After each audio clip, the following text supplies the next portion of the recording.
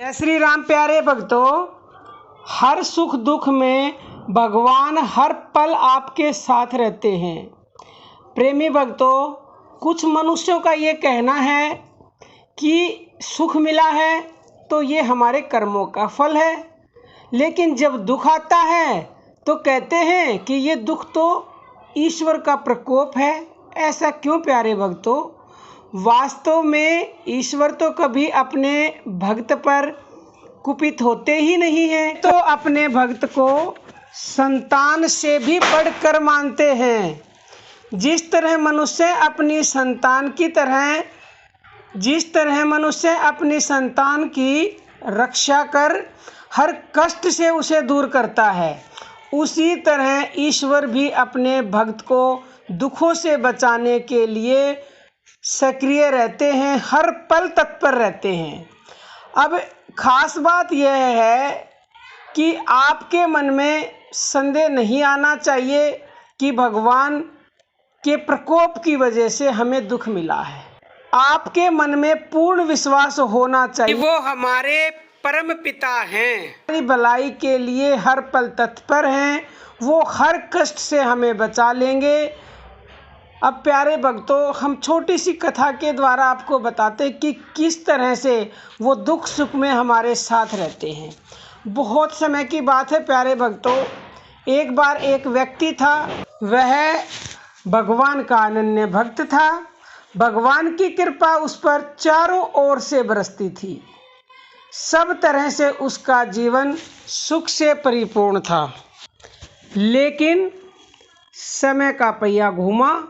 समय तो सदा एक जैसा नहीं रहता। उसके जीवन में दुख आया, कष्ट का आगमन हुआ। कष्टों में डूबते उतराते उसके मन में ईश्वर के लिए अविश्वास आ गया। वह ईश्वर के प्रति प्रलाप करने लगा, रोने लगा, दुखी हो गया। कई दिनों तक लगातार ऐसा ही चलता रहा। अंत में एक दिन ईश्वर उसके सपने में आए और बोले, हे वत्स, तुम दुखी क्यों हो? जीवन में सभी को अपने कर्मों का फल भोगना ही पड़ता है। जब सुख का समय आनंद से व्यतीत किया तो दुख का पालन भी धैर्य के साथ करो। उस व्यक्ति ने कहा कि हे प्रभु, यदि आप मेरे साथ होते तो मुझ पर कष्ट आते ही नहीं। मैंने आपकी आराधना में पूरा जीवन लगा दिया और आज जब मुझ पर दुखों का पहाड़ टूट पड़ा है तो आपने तो मेरा साथ ही छोड़ दिया। ईश्वर ने कहा कि आओ वत्स, मैं तुम्हारी भक्ति के पहले दिन से तुम्हारी यात्रा दिखाता हूँ।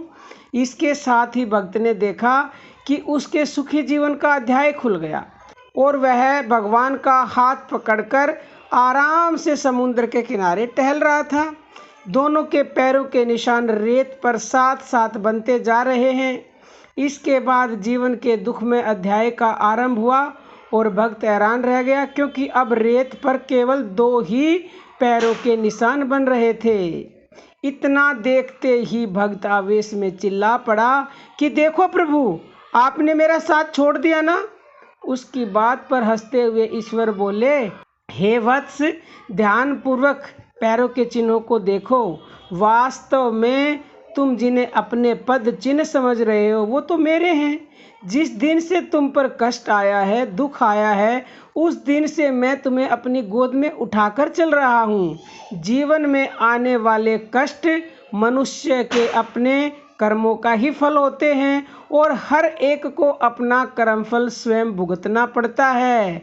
मैं तुम्हारे कर्मफल को बांट नहीं सकता, फिर भी तुम्हारे कष्टों को यथासंभव कम करने के लिए मैं अपनी तरफ से संपूर्ण प्रयास कर रहा हूँ।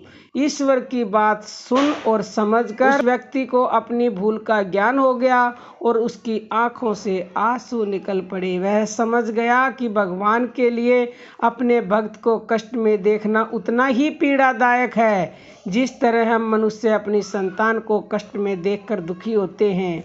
प्यारे भक्तों, भगवान तो हमारे माता पिता से भी ज़्यादा दुखी होते हैं।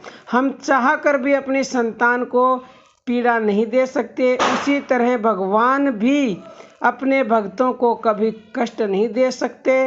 वो हमारे जो प्रारब्धवश हमें दुख मिला है, जब सुख मिलता है तो हमारे कर्मों का फल है, दुख मिलता है तो भगवान ने दे दिया, ऐसा कदापि नहीं है प्यारे भक्तों। दुख भी हमें कर्मों की वजह से मिलते हैं और भगवान उसको हर संभव कम करने की प्रयास करते हैं और हमें गोद में उठा लेते हैं। निसंदेह प्यारे भक्तों, आप समझ गए होंगे। और हमारा दूसरा चैनल है ज्ञानदूत, उसकी वीडियो देखना चाहते हो डिस्क्रिप्शन में लिंक मिलेगी। अब हम अपनी वाणी को विराम देते हैं। जय श्री राम प्यारे भक्तों।